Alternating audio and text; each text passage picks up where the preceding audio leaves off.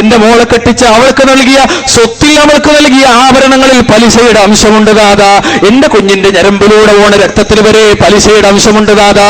ഞാൻ കെട്ടിപ്പൊക്കിയ പുതിയ കൊട്ടാരം, എന്റെ അങ്ങാടിയിലുള്ള പുതിയ ബിസിനസ് സാമ്രാജ്യം, ആ സാമ്രാജ്യത്തിന്റെ അടിത്തറമാകിയെടുത്തവരെ പലിശയുടെ അംശമുണ്ടല്ലോ നാദാ.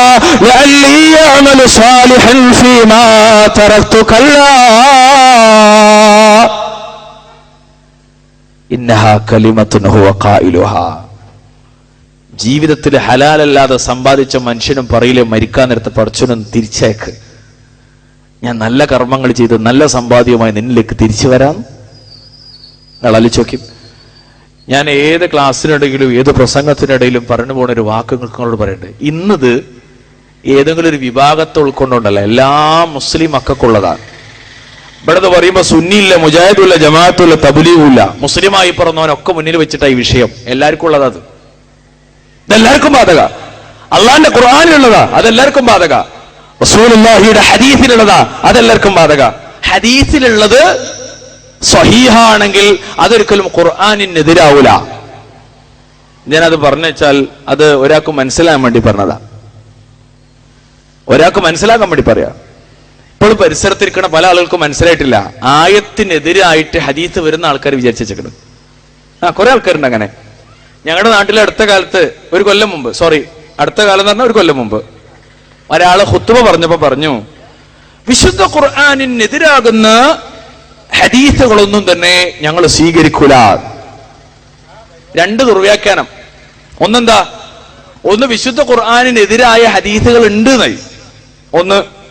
രണ്ടാമത്തെ എന്താ, വിശുദ്ധ ഖുർആനിനെതിരായ ഏതൊക്കെ ഹദീസുകൾ ഉണ്ടായതുകൊണ്ട് ഞങ്ങൾ സ്വീകരിച്ചില്ല എന്ന് പോയി.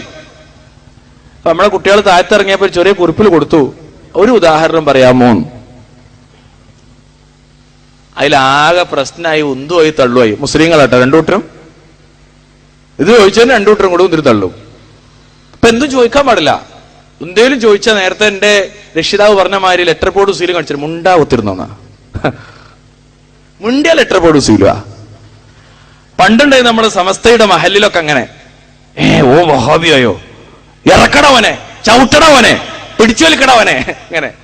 ഇപ്പൊ അങ്ങനെ ഒരു വയോധികനായ സാധു മനുഷ്യൻ അള്ളാന്റെ പള്ളിയാന്ന് കഴിഞ്ഞിട്ട് പള്ളിയാന്ന് വിചാരിച്ചിട്ട് മുജാഹിദീങ്ങളെ പള്ളിയിൽ പോയി നിസ്കരിക്കാൻ കയറി. അല്ല, നീണ്ട താടിയുണ്ട്. നേരത്തെ നമ്മളെ ആമുഖം പറഞ്ഞ എന്റെ രക്ഷിതാവിന്റെ ഒക്കെ പോലത്തിൽ നല്ല ലുക്കുള്ള ഒരു മനുഷ്യൻ, താടിയൊക്കെ ഉണ്ട്, പക്ഷെ സാധുവാ, ചെറുത്. ആരാളിങ്ങനെ തോണ്ടിയാണ് മറി.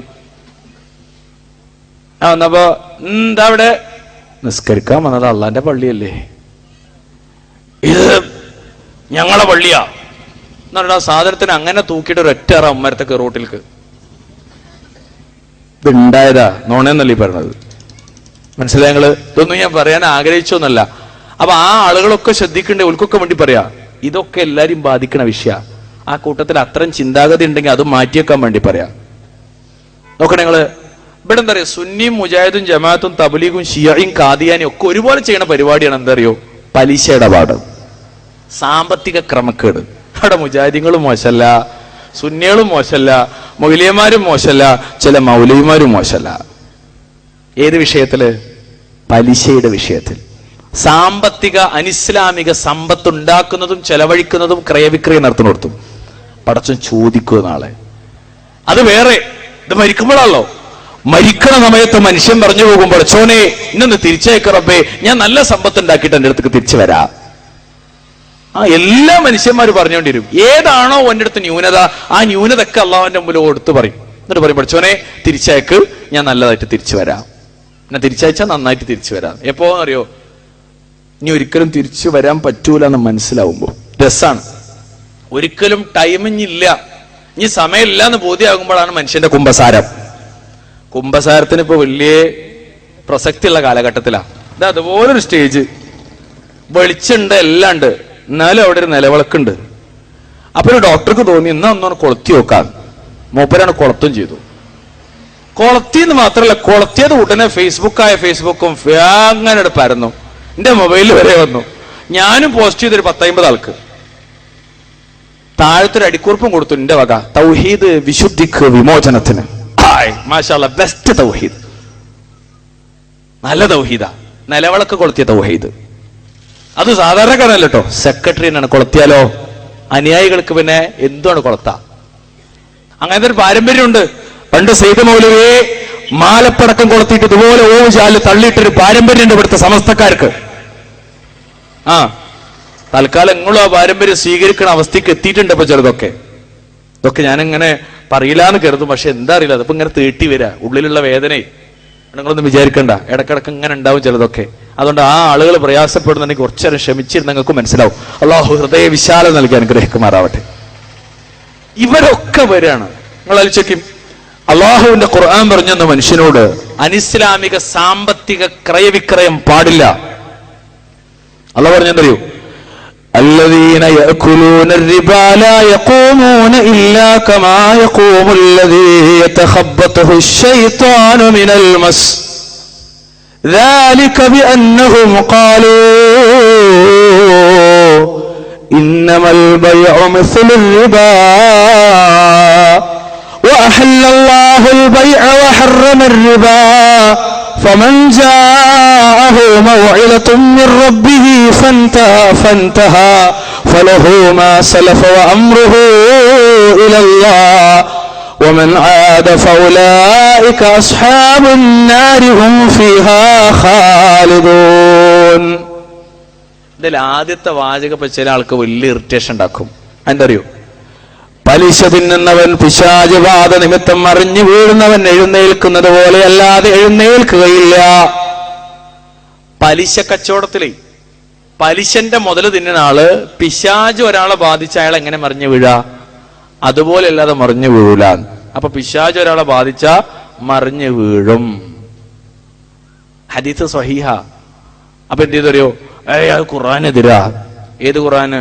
റസൂലുള്ള കൊണ്ടുവന്ന ഖുർആന? അതിനെതിരല്ല. അന്റെ ബുദ്ധിക്കും യുക്തിക്കും എതിരാ. അന്നെ അങ്ങക്ക് അന്റെ ദീനെതിരാ. അത് വേറെ വിഷയം. ഈ ആയത്ത് നമ്മള് മുജാഹിദീങ്ങൾ ഇപ്പൊ ഈ ആയത്തമ്മൽ ഇങ്ങനെ കിടക്കുക. അതിൽ വേറൊരു ആശയം കൂടി ഉണ്ട്. ഈ ആയത്തമ്മൽ ഇപ്പൊ ആകെ കെട്ടുമറിയണെന്ന് വെച്ചിട്ടാ പിശാചുബാധ ഉണ്ടോ ഇല്ലേന്ന് സ്ഥാപിക്കാൻ. എന്നാ ആയത്തിന് വേറൊരു വശമുണ്ട്, ഒരു പശ്ചാത്തലം കൂടി ഉണ്ട്. എന്താ?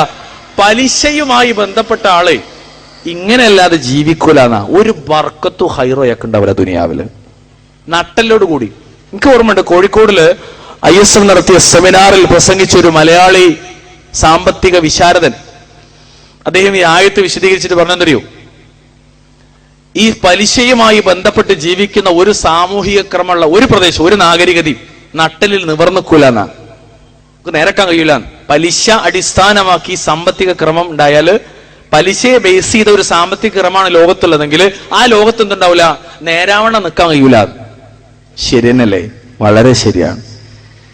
നിങ്ങൾ ആലോചിച്ച്. എന്നിട്ട് പഠിച്ചറപ്പം ഇങ്ങനെ കാര്യങ്ങൾ ഇങ്ങനെ പറഞ്ഞു തന്നിട്ട് അവസാനം വരെ തരുമോ?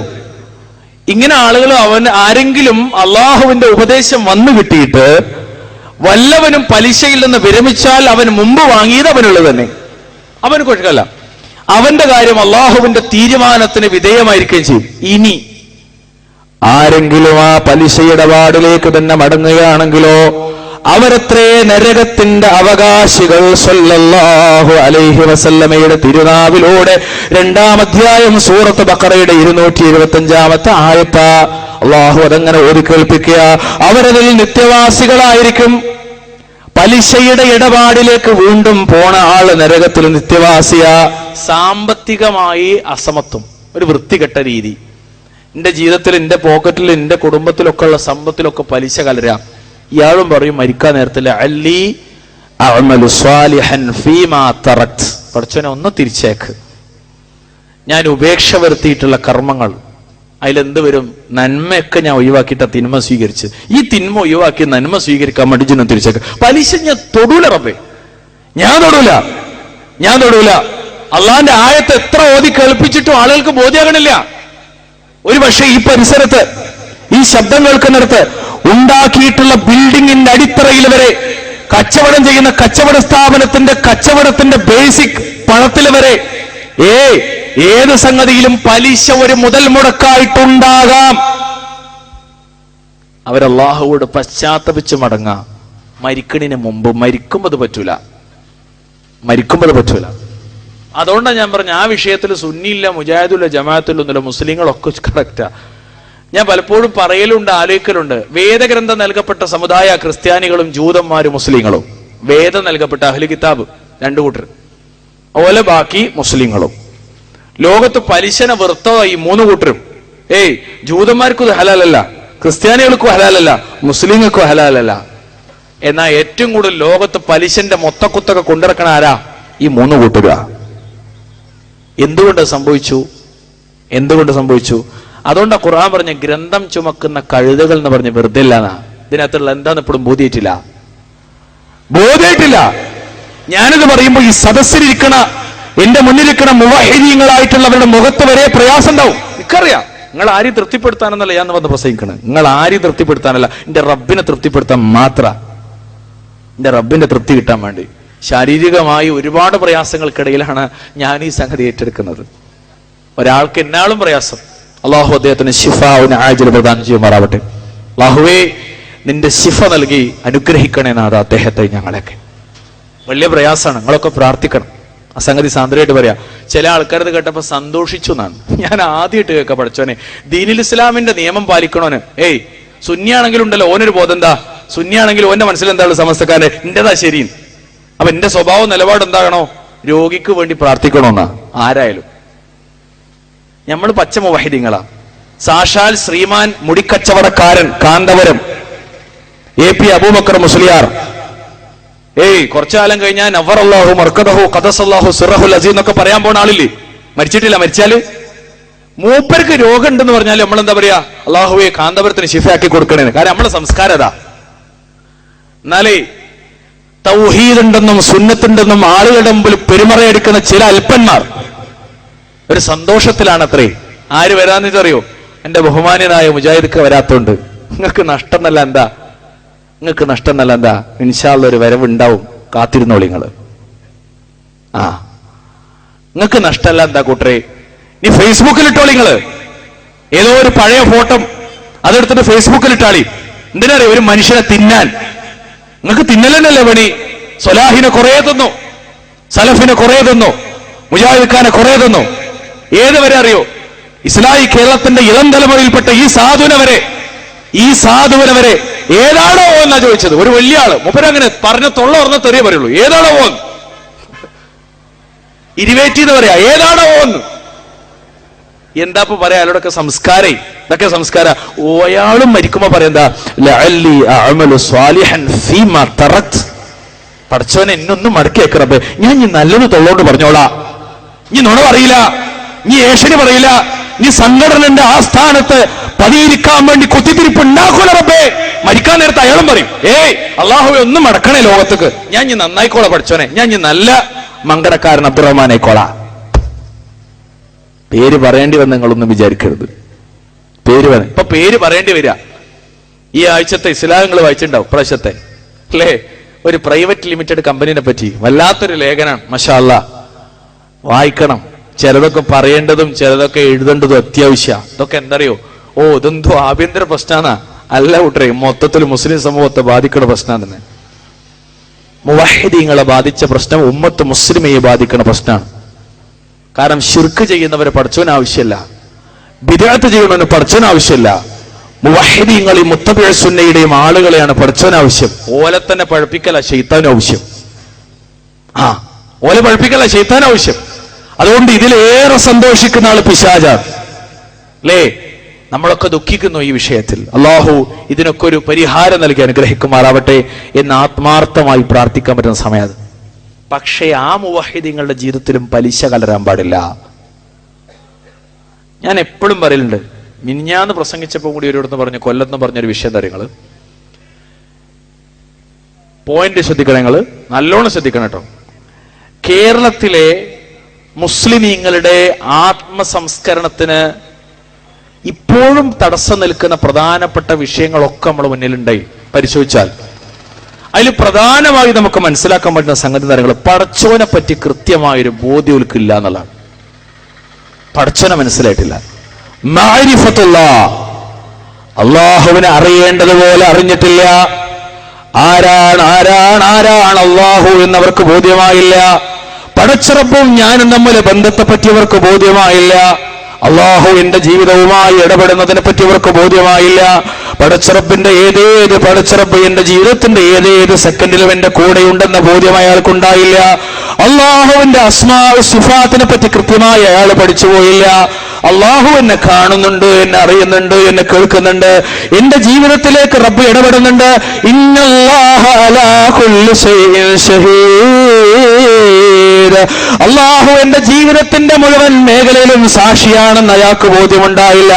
എന്റെ ജീവിതത്തിന്റെ ഏതേത് മേഖലയിലും എന്റെ പടച്ചവനുണ്ട്, എന്റെ പ്രവർത്തനങ്ങളിൽ എന്റെ റബ്ബ് കണ്ടുകൊണ്ടിരിക്കുന്നുണ്ട്, എന്റെ പ്രവർത്തനങ്ങൾ പടച്ചതമ്പുരാൻ വിചാരണക്ക് കൊണ്ടുവരുമേ, എന്റെ ജീവിതത്തിന്റെ മുഴുവൻ മേഖലയും അള്ളാഹുവിന്റെ മുമ്പിൽ നിർത്തപ്പെടുമേ എന്ന ബോധം അയാൾക്കുണ്ടായില്ല. ഈ ബോധം ഉണ്ടാകാനുള്ള അടിസ്ഥാന വിഷയം എന്താ പറയുക? പടച്ചവനെ പറ്റി ബോധ്യം ഉണ്ടാകാതല്ല. അതിൽ പിന്നെ സഹായിക്കുന്ന വിഷയമാണ് മരണം, ഖബറ്, പരലോകം. ഇതൊക്കെ വിശ്വാസികളെ ലളിതമായി കാര്യങ്ങൾ മനസ്സിലാക്കാനുള്ള ഒരു സംഗതി നിങ്ങൾക്ക് പറഞ്ഞു തരാം. നോക്കണേ നിങ്ങള്, ഞാൻ വീണ്ടും പറയാണ്, സാമ്പത്തിക രംഗത്ത് ഇത്തരം വൃത്തികെട്ട ഹറാമുമായി ജീവിച്ചിട്ട് മരിക്കാൻ നേരത്തെ പടച്ചോൻ എന്നെ മടക്കിക്കണ്ട, ഞാൻ നല്ലൊരു സാമ്പത്തിക മേഖലയുമായി ബന്ധപ്പെട്ട് ജീവിച്ചിട്ട് എൻ്റെ അടുത്തേക്ക് തിരിച്ചു വരാ എന്ന് പറയണ മനുഷ്യൻ ഈ ബന്ധപ്പെട്ട പലിശ ഇടപാടില്, വൃത്തികെട്ട ഇടപാടില് പറ്റിച്ചതില്ലേ, വഞ്ചിച്ചതില്ലേ, നുണ പറഞ്ഞതില്ലേ, ആരാണ്ടത് അന്യായമായി ശേഖരിച്ചതല്ലേ, അതിർത്തി വേലി മാന്തിക്കുട്ടിയതില്ലേ, അടയാളങ്ങൾ മാന്തി വെച്ചതില്ലേ, അള്ള ശപിച്ചു എന്ന് പറഞ്ഞ വിവാഹത്തെപ്പെട്ട് റസൂൽ പറഞ്ഞില്ലേ സല്ലല്ലാഹു അലൈഹി വസല്ലം. എന്തെല്ലാം തമ്മാടിത്തറ മനുഷ്യന്റെ കൂട്ടത്തില്. നല്ലതൊന്നുമില്ല, എന്നാ മോശമായതൊക്കെ ഉണ്ട്. ഇതൊക്കെ ചെയ്തോ പറയും റബ്ബിനോട്, പഠിച്ചവനൊന്നും മടക്കിക്കൊണ്ടാ, ഞാൻ നന്നായിക്കോളാം, നല്ലത് ചെയ്തോളാ. ഇതൊക്കെ മരിക്കുമ്പോ പറയാൻ പോണ, മരണത്തോടു കൂടി അവസാനിക്കൂല കൂട്ടരെ, മരണത്തോടു കൂടി തുടങ്ങുക. ചെയ്തുപോയ സർവ്വ തിന്മകളും പടച്ച റബ്ബിന്റെ മുമ്പിൽ കാണിക്കപ്പെടാ തുടങ്ങുക. പറഞ്ഞുപോയ സർവ്വ തെമ്മാടിത്തങ്ങളും പടച്ച റബ്ബിന്റെ മുമ്പിൽ കൊണ്ടുവരപ്പെടാ മരണത്തോടെ തുടങ്ങുക. ജീവിതത്തിൽ സംഭവിച്ച സർവ്വ പാളിച്ചകൾ റബ്ബിന്റെ മുമ്പിൽ കാണിക്കപ്പെടുക, ജീവിതത്തിൽ മരണത്തോടെ തുടങ്ങുക. ഓരോ കാര്യങ്ങളും തുടങ്ങുന്നത് ഒടുങ്ങല്ല, ഓരോ കാര്യങ്ങളും തുടങ്ങാണ്, ഒടുങ്ങല്ല. ആ കൂട്ടത്തിൽ ഇപ്പൊ ഇതൊക്കെ പറഞ്ഞാലും സാമ്പത്തിക രംഗത്ത് വിശുദ്ധി പാലിക്കാൻ തയ്യാറാകാത്ത ആളുകൾ എപ്പോഴും മനസ്സിലാക്കൂ, സാരല്ല, അല്ലാതെ നിർവാഹമില്ല. നമ്മളെ വള്ളിന്റെ പണം വരെ, അതിന്റെ 2.5%, അതിന്റെ പലിശ വരെ ഉപയോഗിച്ചിട്ട് നമ്മൾ ബാത്റൂം ഉണ്ടാക്കിയത്, കെട്ടിടം ഉണ്ടാക്കിയത്, മറ്റുണ്ടാക്കിയതൊക്കെ പറയണ പള്ളി കമ്മിറ്റിക്കാരുടെ നാട്ടില്. പള്ളി കമ്മിറ്റിയുടെ വരുമാനം വരെ പലിശ, ഉസ്താദിന് കൊടുക്കണ പണം വരെ പലിശ. ഞാനത് തമാശ പറയില്ല കൂട്ടരുത്, ഉള്ളതാ ലോകത്ത്. എത്ര സ്ഥലത്തറിയോ?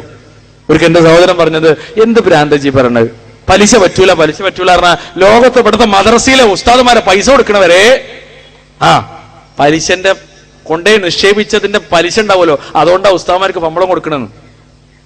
എവിടത്തെ പള്ളി കമ്മിറ്റി മഹലൊക്കെ ഇവരും പറയും, പടച്ചോനെ തിരിച്ചയക്കണ റബ്ബേ, നന്നായിട്ട് സൽക്കർമ്മം ചെയ്തിട്ട് വരാ. അള്ളാഹുവിന്റെ ഹബീബ് പറയാ, ഇതൊക്കെ പറഞ്ഞിട്ടും മരിക്കുന്നതിന് മുമ്പ് മരിച്ചിട്ടില്ലാത്തവരെ, മരിക്കുന്നതിന് മുമ്പ് അള്ളാഹുവിലേക്ക് മടങ്ങാനുള്ള വിശാലമായ ബോധം നമുക്കുണ്ടായില്ലെങ്കിൽ നമ്മളെ ആ ഒരു ലോകത്തേക്ക് കൊണ്ടുപോകാൻ അനിവാര്യമായ ഒരു ചിന്ത ഞാൻ നിങ്ങൾക്ക് നൽകട്ടെ.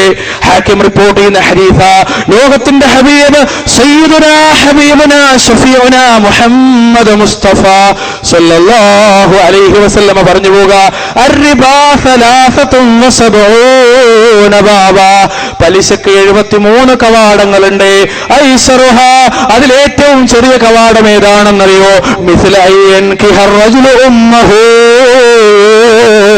ഒരാള് തന്റെ പെറ്റുമ്മയുമായി, തന്നെ വളർത്തി വലുതാക്കിയ ഉമ്മയുമായി, തന്റെ പ്രസവിച്ച മാതാവുമായി, 2 കൊല്ലക്കാലം വളരുന്ന ഉമ്മയുമായി ഏറ്റവും നല്ല സുഹബത്തിന് അവകാശപ്പെട്ടവരെന്ന് 3 തവണ ലോകത്തിന്റെ ഹബീബ് പഠിപ്പിച്ച മാതാവുമായി സല്ലല്ലാഹു അലൈഹി വസല്ലം വ്യഭിചരിക്കുന്നതിന് സമാനമാണെന്ന് ലോകത്തിന്റെ നേതാവ് മുത്ത് മുഹമ്മദ് മുസ്തഫ സല്ലല്ലാഹു അലൈഹി വസല്ലം. അതാ പലിശ. 73 കവാടന്റെ പലിശക്കെന്ന ഏറ്റവും ചെറുത് സ്വന്തം ഉമ്മാനായിട്ട് ബന്ധപ്പെടുന്നതിന് സമാനാണ്. അസ്തഗ്ഫിറുല്ലാഹ്, നഊദു ബില്ലാഹ്, മആദല്ലാഹ്. ഇത് കേട്ടിട്ട് മോളെ കെട്ടിക്കാൻ ഇനി ബാങ്കിലെ പലിശ വേണോ? ഇത് കേട്ടിട്ട് മോനെ പഠിപ്പിക്കാൻ ഇനി വിദ്യാഭ്യാസ വായ്പ വേണോ? ഇത് കേട്ടിട്ടും കൃഷി ഡെവലപ്പ് ചെയ്യാൻ എപ്പോഴും കൃഷി വായ്പ വേണോ? ഇത് കേട്ടിട്ടും പുരപ്പണിയാൻ ഇനിയും ഹറാമായ പലിശ പണം വേണോ? അയാളും പറഞ്ഞു പോണ വാക്ക,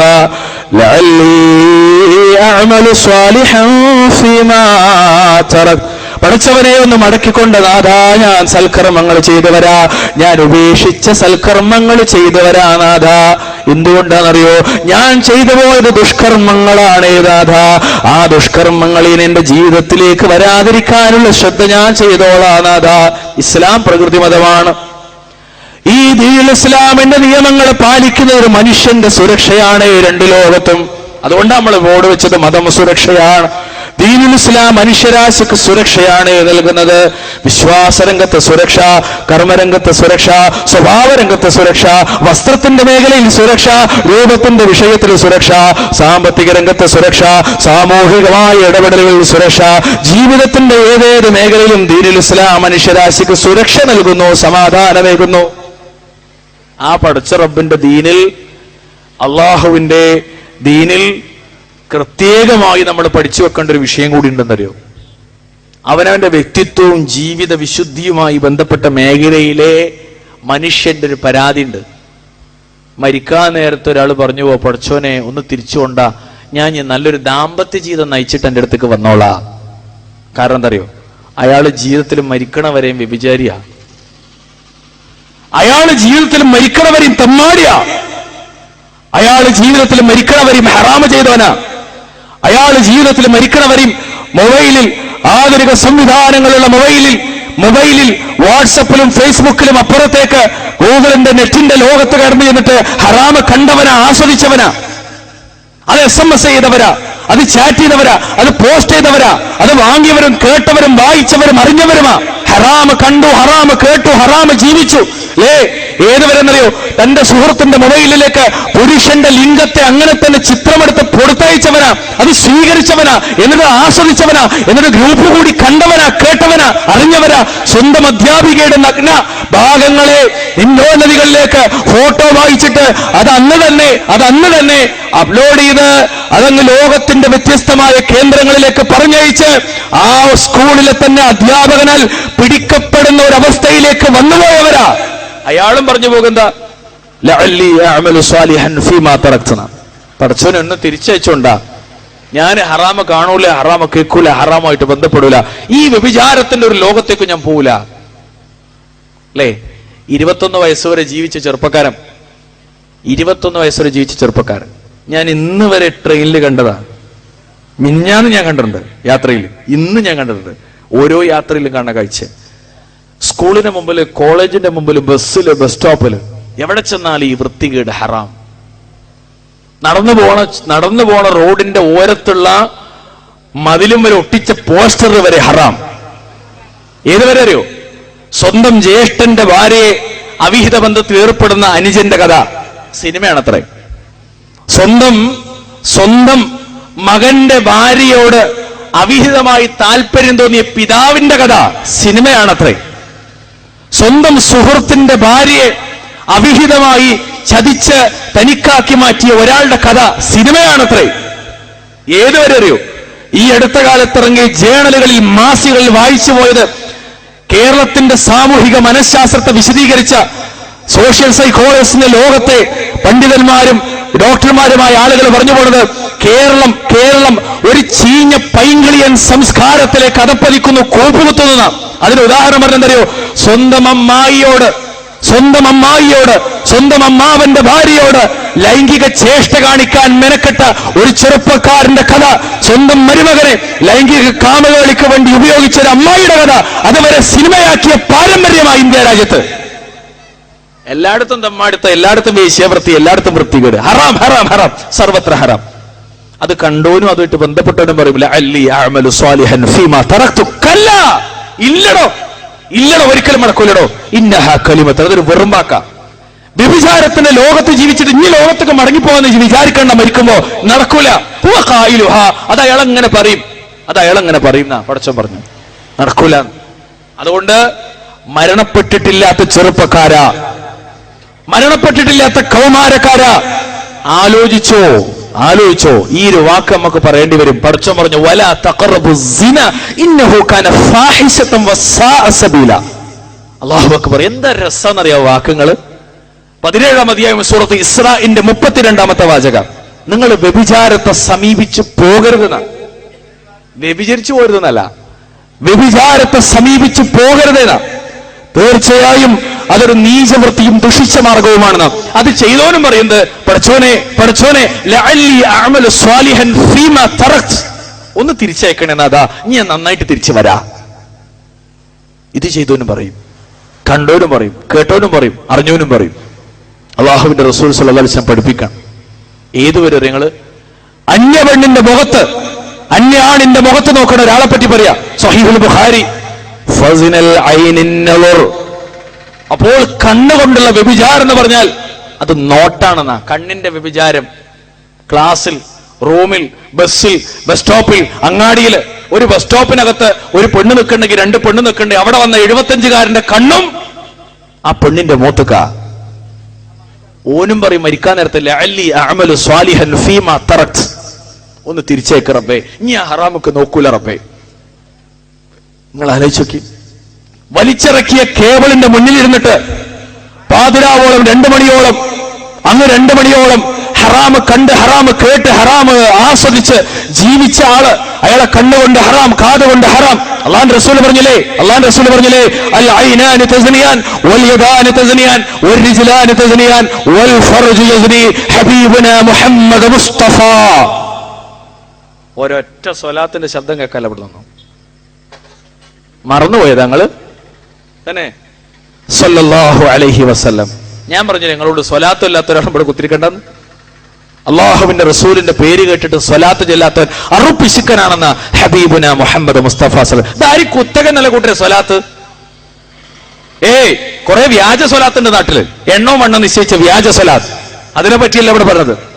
അള്ളാഹുവിന്റെ ഹബീബ് പഠിപ്പിച്ച സ്വലാത്ത്, രാവിലെ 10 സ്വലാത്ത്, ഹീന യസ്ബിഹു അശറ സല്ലല്ലാഹു അലൈഹി വസല്ലം വഹീന യുംസി അശറ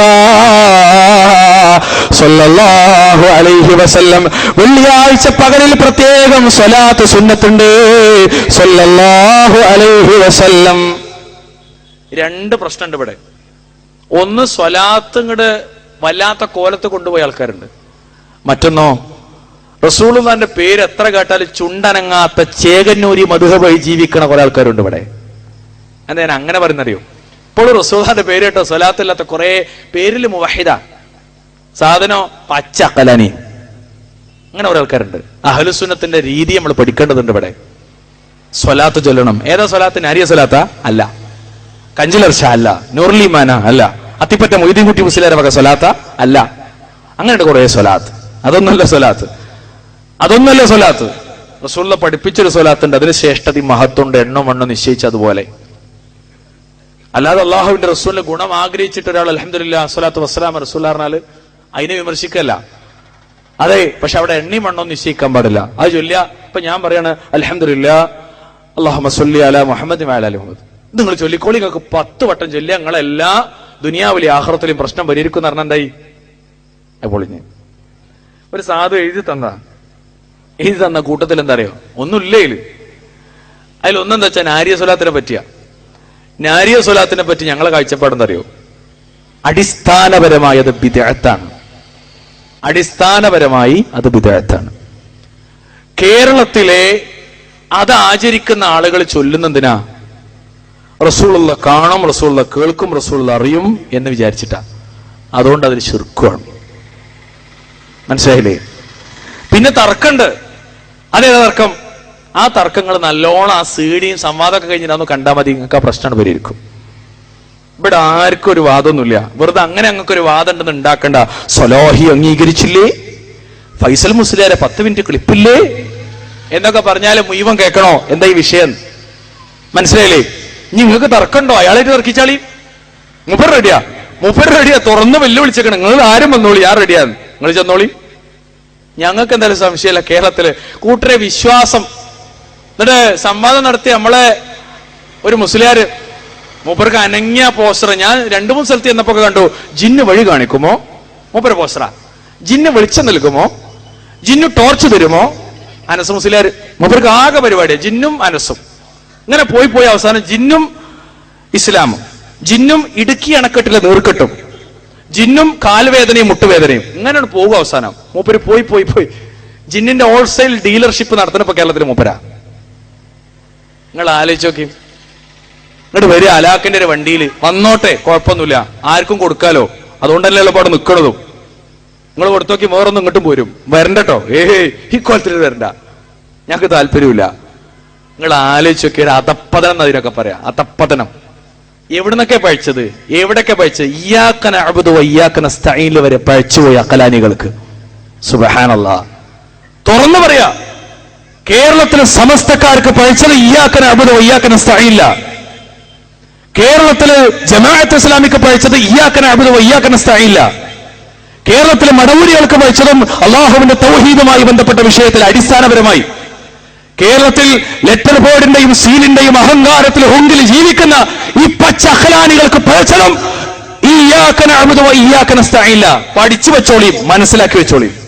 ഞാൻ പറയാൻ ആഗ്രഹിച്ചല്ല, പക്ഷെ പറഞ്ഞപ്പോ ഇനി വിശദീകരിക്കാൻ നിർവാഹമല്ല. എങ്ങനെ പഴിച്ചത്? സമസ്തക്കാർക്ക് പഴിച്ചത് എങ്ങനെ? ഇയ്യാക നഅ്ബുദു, അല്ലാഹുവേ നിന്നെ മാത്രം ഞങ്ങൾ ആരാധിക്കുന്നു. എന്താ ഇതിന്റെ ആശയം? ഇബ്നു കസീർ റഹ്മത്തുള്ളാഹി പറയാ, ശാഫിഈ മദ്ഹബിന്റെ തഫ്സീറായി ഇബ്നു കസീർ. അതിന്റെ ഉദ്ദേശം എന്തറിയോ? ഇയ്യാക നവഹിദു വനഖാഫു വനർജൂക യാ റബ്ബനാ ലാ ഗൈറുക. നവഹിദു നഖാഫു നർജൂക, ഏകരാക്കുന്നു, നഖാഫു ഭയപ്പെടുന്നു, വനർജൂക നിനക്ക് മടങ്ങും, എല്ലാം നിനക്ക്, വേറെ ആരിലേക്കല്ല പഠിച്ചോനെ. ഇനി രണ്ടാമത്തെ പോയിന്റ് എന്താ?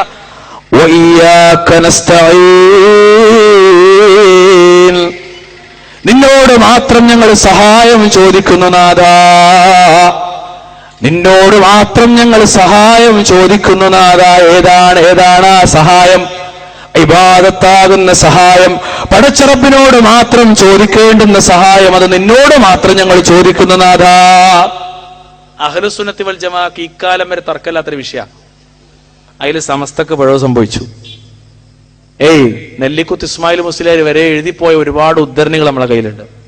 ഒരുപാട് ആൾക്കാർ നേർക്ക് നേരെ അല്ലാത്തവർ വിളിച്ച് പ്രാർത്ഥിക്ക് ഒരു കുഴപ്പമില്ലെന്ന വഹബിയ സുന്നികള് നാദാപുരം ഭാഗത്ത് കൂടുതലുണ്ട്. ഞങ്ങള് ജാറ സന്ദർശന വേളയിൽ മഹാന്മാരോട് നേർക്ക് നേരെ തന്നെ പ്രാർത്ഥിക്കാറുണ്ട്. അതിലെന്തത്ര പ്രശ്നം എന്നാ ചോദിച്ചു. എ പിക്കാരും ഇ കെക്കാരും വഹബിയ സുന്നികൾക്കൊക്കെ വാദന കുറച്ചൊരു കുറവെന്ന എന്റെ ഓർമ്മയിൽ. ഇപ്പൊ ഞാൻ കുറച്ച് തെക്കൻ കേരളത്തിൽ ബന്ധമുള്ളതുകൊണ്ട് എനിക്ക് മനസ്സിലായത് തെക്കൻ കേരളത്തിലെ ദക്ഷിണ കേരളക്ക് അത്രയിട്ടും ഇല്ല എന്ന് എനിക്ക് തോന്നട്ടോ. അല്ലാഹു പോലും ഇവരെ അത്ര ഉണക്കി പൊരിച്ച ചെറുക്കും മുക്കി പൊരിച്ച ചെറുക്കും കിടത്തി പൊരിച്ച ചെറുക്കില്ല, കുറച്ചൊക്കെ ഉണ്ടാവും. പഠിച്ചൊക്കെ അത്ര ഇഷിക്കുമാറാവട്ടെ. ഓൽക്ക് പഴിച്ചതോയില്ല.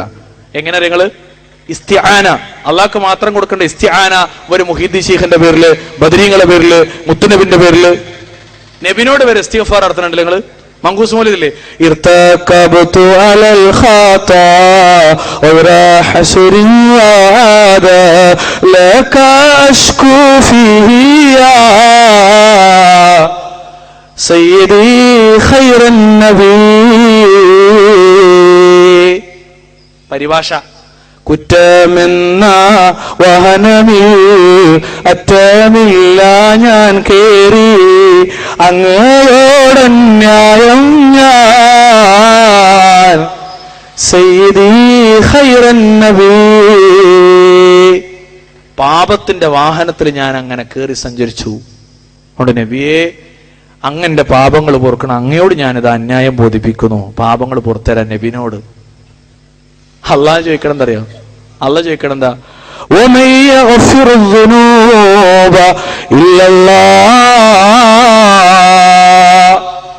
അള്ളാഹു അല്ലാതെ ആരുണ്ട് നിങ്ങളെ പാപങ്ങളെ പൊറുക്കാൻ? അപ്പൊ സമസ്തക്കാര് മങ്കൂസ് മൗലിദ് എടുത്തു പറയാ, ദാ പടച്ചോനെ മുത്തുനബി ഉണ്ട്, അനക്ക് എന്താ അല്ലെങ്കിൽ അള്ളാഹ് തിരിയാന്ന് അങ്ങോട്ട് ചോദിക്ക സമസ്തക്കാര്. ഏതുവരെ അറിയാം? അവിടെ വരെ അല്ല, മുഹീദ്ദീൻ ശൈഖിനോട് വരെ, മുഹീദ്ദീൻ ശൈഖിനോട് വരെ. നോക്കി നിങ്ങള് ഇപ്പൊ നമ്മൾ പള്ളിക്ക് നിസ്കരിച്ചു, നമ്മൾ നെഞ്ചത്ത് കൈവച്ചു, എന്നിട്ട് എന്താ പറഞ്ഞ്? ഇഹ്ദിനസ് സിറാത്തൽ മുസ്തഖീം, പടച്ചോനെ ഞങ്ങൾ ചൊവ്വായ മാർഗത്തിലാക്കണേ, ഹിദായത്തിലാക്കണേ. ആരോട്? അള്ളാനോട്. ഞാനിത് എടുത്തു പറഞ്ഞിട്ട് ഇന്ന് വരെ 2 കൊല്ലത്തിനടുത്തായി ഞാൻ ചെല്ലുന്നിടത്തൊക്കെ പ്രത്യേകത എടുത്തു പറഞ്ഞ് ഇന്ന് വരെ നിഷേധിക്കുകയോ സ്ഥാപിക്കുകയോ അതിനെ മിണ്ടുകയോ ചെയ്തിട്ടില്ല. EK AP ഏത് സുന്നിയുണ്ടോ ഒരൊറ്റ സുന്നി, ഷിയാക്കളുടെ ത്വരീഖത്തിന്റെ ആൾക്കാർ വരെ ഇവിടെ ഒന്നും മുണ്ടിയിട്ടില്ല. നിങ്ങൾ പഠിച്ചു വെച്ചോളി. കുത്തുബിയത്ത് എന്ന് പറഞ്ഞ സാധനം ഉണ്ട് നാട്ടില്. കുത്തുബിയത്ത് വീട്ടിൽ നിന്ന് ഇറങ്ങുമ്പോ വീട്ടിൽ കയറിയാല് കുട്ടി ഉണ്ടായാൽ അതിന് അസുഖമില്ലാതിരിക്കാൻ, ഗൾഫ് പോയാൽ ജോലി കിട്ടാൻ, ജോലി കിട്ടിയാൽ തന്നെ കഫീലിനെ പറ്റിച്ച് ഇടക്കിടക്ക് 1000 രൂപ തട്ടിയാലും കഫീൽ അറിയാതെക്കാൻ, ഇങ്ങനെയൊക്കെയാണ് നേർച്ച ഖുതുബിയത്ത്. അതിനകത്ത് കാണാം നേർക്ക് നേരെ അള്ളാന്റെ റസൂലിനോട്, നേർക്ക് നേരെ മുഹീദ്ദീൻ ശൈഖിനോട് എന്ത് ഹിദായത്ത് ചോദിക്കുക. ഇതൊന്നും ഇല്ലാത്തൊന്നുമല്ല കേട്ടോ. പാറന്നൂർ പി ഇബ്രാഹിം കുട്ടി മുസ്ലിയാർ ഇറക്കിയ പരിഭാഷ എന്റെ വകയല്ലേ, അദ്ദേഹത്തിന് മുസ്ലിയാരെ വകയെ. പാറന്നൂർ പി മുഹീദ്ദീൻ കുട്ടി മുസ്ലിയാർ, ഇബ്രാഹിം കുട്ടി വേറെ ഉണ്ട് തോന്നുന്നുണ്ട്, രണ്ട് കുട്ടി, ഏതൊരു കുട്ടി, ഒരു ഉസ്താദ്. മൂപ്പര് അതിന് അർത്ഥം കൊടുക്കാൻ തരുമോ? ബസ്സുർ ഫുആദി സിറാതൻ അൻത സാലികുഹു ഫല്ലാഹു അഅതാകഹു വഅൻത മാലികുഹു വനജ്ജിഹി മിൻ അല്ലാഹ് ഫീഹാ മഹാലികുഹു സുൽത്താന കുല്ലി വലി മുഹിയദ്ദീനി. ഞാൻ എങ്ങനെ പാടാൻ തരാം. പണ്ട് എന്റെ അടുത്ത നാട്ടുകാരൻ കൊളത്തൂർ അലവി ഫൈസി പറഞ്ഞേക്കണം, അലവി സക്കാഫി പറഞ്ഞേക്കണം, നല്ല ട്യൂണിൽ പാടണ വഹാബികളെ മുമ്പിൽ നിന്നാ. നിങ്ങളൊക്കെ വഹാബികളാണല്ലോ, അതുകൊണ്ട് കുറച്ച് ട്യൂണിൽ പാടിയതാ. എന്തായി പറയണ? ബസ്സിരു ഫുആദി സിറാതൻ അൻത സാലികുഹു ഫല്ലാഹു അഅതാകഹു വഅൻത മാലികുഹു. പൊന്ന മുഹീദ്ദീൻ ശൈഖേ, ഔസുൽ ആലമേ, അങ്ങ് പ്രവേശിച്ച ആ ഹിദായത്തിന്റെ മാർഗത്തിലേക്ക് അങ്ങ് എന്നെയും കൂടി പ്രവേശിപ്പിക്കണം, കൈപിടിക്കണം. കാരണം എന്താ? വഅൻത മാലികുഹു, അങ്ങാണ് ഹിദായത്തിന്റെ ഉടമസ്ഥാവകാശമുള്ളവൻ. സുബ്ഹാനല്ലാഹ്. നിങ്ങളൊന്ന് ആലോചിച്ച് നോക്കി, മുഹീദ്ദീൻ ശൈഖിന് വരെ ഹിദായത്തെടുത്ത് പഠിച്ചോനാ, മുത്ത് നബിക്ക് വരെ ഹിദായത്തെടുത്ത് പഠിച്ചോനാ. ആ മുത്തുനബി ഓതി തന്ന ഇഹ്ദിനസ് സിറാത്തൽ മുസ്തഖീം വരെ പഠിപ്പിച്ചെന്നത് അള്ളാഹിനോട് ചോദിക്കാനാ. എന്നിട്ട് മുഹീദ്ദീൻ ശൈഖിനോട് ഹിദായത്ത് ചോദിക്കാം. ഒന്നില്ലെങ്കിൽ മുഹീദ്ദീൻ മാല കുത്തുബിയത്ത് നേരെടുത്ത് സാധാരണ ഖുർആൻ വരെ കത്തിച്ചു കളയാലാണ് എന്ത് ഉപയോഗം കഴിഞ്ഞാ. അങ്ങനെയാണ് അതിന്റെ ഫത്വ. കൊള്ളത്തിൽ കൊണ്ടുവരലൊന്നല്ല, ഇത് കുഴിച്ചിട്ടല്ലൊന്നും പോരാ, പിന്നെയും ശൈത്താൻ മാന്തി കൊണ്ടുവരും. കത്തിച്ചു കളയാൻ നല്ലത്. കാരണം മനുഷ്യന്മാർ തുടരുത്, പഴച്ചു പോവും കുത്തുബിയത്ത്. ആർക്കും വിഷമം തോന്നുന്നുണ്ട്, ഉള്ളതാണ്. നിങ്ങൾ നോക്കി വീട്ടിൽ ചെന്ന് ഒന്ന് പരിശോധിച്ചിട്ട് നാളെ വന്ന് മറുപടി പറഞ്ഞാളി. എന്താ ഇവിടെ തന്നെ നാളെ വേണി ഇത് അയക്കൂല, ഇവിടെ തന്നെ പറഞ്ഞാളി. അങ്ങനെയല്ല, ഇങ്ങനെയാണ്. ഇനിയോ നരകമോചനം. അല്ലാഹുവിന്റെ ഹബീബ് പറയാ, ഒരാള് 3 തവണ പടച്ചറബിനോട് നരകത്തിൽ നിന്ന് കാവലിന് ചോദിച്ചാൽ നരകരാജ്യം അയാൾക്ക് വേണ്ടി അള്ളാഹുവോട് പറയും, അള്ളാഹുവേ ഇയാളെ നീ നരകത്തെ തൊട്ട് കാക്കണേ. ഒരാള് 3 തവണ അള്ളാഹുവോട് സ്വർഗരാജ്യം ചോദിച്ചാൽ സ്വർഗരാജ്യം അയാൾക്ക് വേണ്ടി പറയും, അള്ളാഹുവേ ഇയാളെ നീ സ്വർഗരാജ്യത്തിലേക്ക് പ്രവേശിപ്പിക്കണമേ. അതുകൊണ്ട് വിശ്വാസികളെ പ്രാർത്ഥിച്ചോളൂ, അല്ലാഹുമ്മ ഇന്നി അഊദു ബിക, അല്ലാഹുമ്മ ഇന്നി അസ്അലുകൽ ജന്നത വഅഊദു ബിക മിനൻ النار اللهم اجرني من النار. നമ്മുടെ അമ്മക്ക് വേണ്ടിയും കുടുംബക്കാർക്ക് വേണ്ടിയും ബന്ധുക്കൾക്ക് വേണ്ടിയും കൂട്ടക്കാർക്ക് വേണ്ടിയും സർവ്വ മുസ്ലിങ്ങൾക്ക് വേണ്ടി ഒക്കെ പ്രാർത്ഥിക്കാം. കുത്തുബിയത്തിൽ എന്താണ്? വനജ്ജിഹി മിൻ ലളാ ഫീഹാ മഹാലികുഹു. ലളാ എന്ന നാശകരമായ നരകത്തിൽ നിന്ന് തൊട്ടും അങ്ങയോട് ഞങ്ങൾ കാവൽ ചോദിക്കുന്നു എന്നാണ്. ഏതാ ലളാ?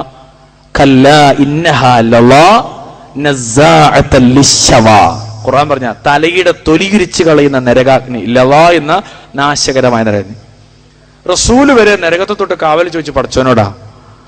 എന്നിട്ട് കുത്തുബിയത്തേരം പറയുന്നത് നമ്മളോട് പറയാ, നിങ്ങൾ അള്ളാഹിനോട് ചോദിച്ചോളൊന്നുമില്ല, മൊയ്തീൻ ശൈഖിനോട് ചോദിച്ചാലും മതി, മൂപ്പര് നിങ്ങളെ നരകത്തിന് കാത്തോളുന്നു.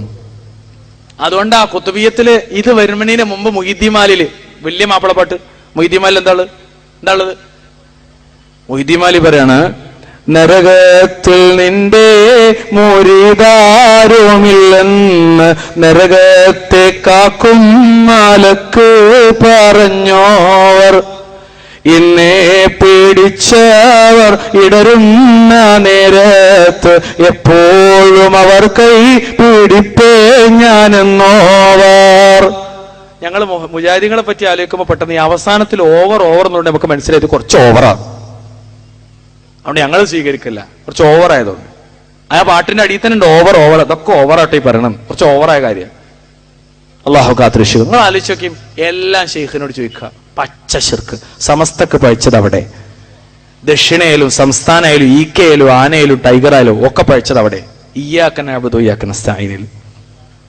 ഞാനത് പറയാൻ ആഗ്രഹിച്ചല്ല, പറഞ്ഞപ്പോ വന്നുപോയതാ. ഇനി പറയണല്ലോ, രണ്ടാമത്തെ കക്ഷി ആരാ? ജമാഅത്തെ ഇസ്ലാമി. ജമാഅത്തെ ഇസ്ലാമിക്കും പഴിച്ചത് എവിടെ? ഇയ്യാക നഅ്ബുദു, ഇബാദത്തിന്റെ വിഷയത്തിൽ. റബ്ബ്, ഇബാദത്ത്, ദീന്, ഇലാഹ്. 4 സാങ്കേതിക ശബ്ദങ്ങൾ. ഇയ്യാക നഅ്ബുദു വ ഇയ്യാക നസ്തഈൻ. ഇയ്യാക നഅ്ബുദുവിന് മൂപ്പര് അനുസരണം അർത്ഥം കൊടുത്ത് വെടക്കാക്കി, തനിക്കാക്കി. എന്തിനറിയോ? ഇന്ത്യ രാജ്യത്തിന്റെ വിഭജനം ആര് ഭരിക്കണോ മൗദൂദി കണ്ടെത്തി. എന്ത്? മുസ്ലിങ്ങളെ ആവേശക്കാരാക്കാൻ. എന്ത്? ഇബാദത്തിന് അനുസരണം. അനുസരണം അല്ലല്ലാത്തവരെ പറ്റൂല. ഇന്ത്യ രാജ്യത്തെ ഗവൺമെന്റിന് അനുസരിച്ച് അത് ശിർക്കായി പോയി, അട്ടിമറിച്ചു. ലാ ഇലാഹ ഇല്ലല്ലാഹിലെ ഈ ഇബാദത്തിനെ അട്ടിമറിച്ചു മൗലാന മൗദൂദി. ഓൽക്കും പഴിച്ചത് ഇയ്യാക നഅ്ബുദുല. ഇനി ആരുള്ളത്? ഇതിന്റെ കൂടെ ഇങ്ങനെ വന്ന് 2002 ഒരു കൂട്ടർക്ക് തോന്നി, എന്ത്